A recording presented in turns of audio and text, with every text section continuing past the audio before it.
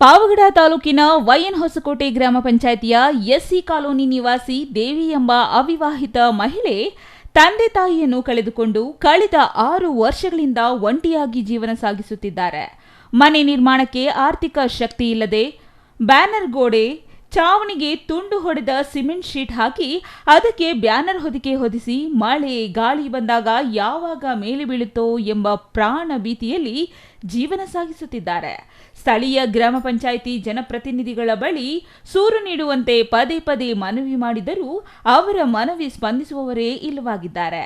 ದೇವಿ ಅವರು ಸೂರಿಲ್ಲದೆ ಪರದಾಡುತ್ತಿರುವ ವಿಚಾರ help society ಸಂಸ್ಥೆ ಗಮನಕ್ಕೆ ತರಲಾಗಿದ್ದು, ಕೂಡಲೇ ಸ್ಪಂದಿಸಿದ ಹೆಲ್ಪ್ ಸೊಸೈಟಿ ಸಂಸ್ಥೆ ಅಧ್ಯಕ್ಷ ಮಾನಂ ಶಶಿಕಿರಣ್ ಸ್ಥಳಕ್ಕಾಗಮಿಸಿ ಒಂಟಿ ಮಹಿಳೆಯ ನರಕ ಯಾತನೆ, ಶೌಚಾಲಯದ ದುಸ್ಥಿತಿ ಕಂಡು ವ್ಯವಸ್ಥೆಯ ವಿರುದ್ಧ ಅಸಮಾಧಾನ ಹೊರಹಾಕಿದರು.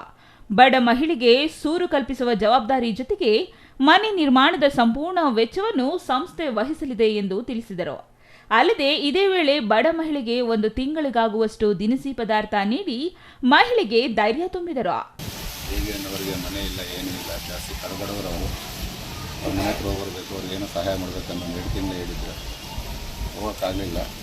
ಇವತ್ತು ನಾವು ಬಂದಿದ್ದೀವಿ ವೈನ್ ಹಾಸ್ಪಿಟಲ್ಗೆ ಭೇಟಿ, ಅವ್ರ ಮನೆಗೆ ಭೇಟಿ ಮಾಡಿದ್ವಿ. ನಿಜವಾಗ್ಲೂ ಹೇಳ್ಬೇಕಂದ್ರೆ ಇದು ಮನೆ ಅಲ್ಲ ಅನಿಸ್ತಿತ್ತು, ಇದು ಶೆಡ್ಡೂ ಅಲ್ಲ.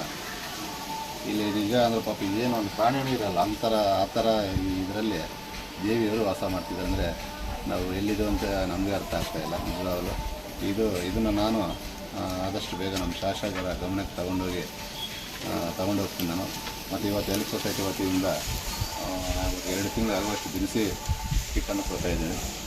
ಮತ್ತು ನಮ್ಮ ಹೆಲ್ಪ್ ಸೊಸೈಟಿ ವತಿಯಿಂದ ಆದಷ್ಟು ನಾವು ಒಂದು ಸಿಮೆಂಟ್ಸ್ ಆಗಿ ಶೀಟ್ಸ್ ಆಗಿ ಎಲ್ಲ ಅರೇಂಜ್ ಮಾಡಿಕೊಡ್ತೀವಿ. ಈ ಸಂದರ್ಭದಲ್ಲಿ ಬಡ ಮಹಿಳೆಗೆ ಸಹಾಯ ಹಸ್ತ ನೀಡಲು ಮುಂದೆ ಬಂದ ಹೆಲ್ಪ್ ಸೊಸೈಟಿ ಸಂಸ್ಥೆಗೆ ಕೃತಜ್ಞತೆ ಸಲ್ಲಿಸಿದರು. Pavagada Kondappa, CTV news, Pavagada.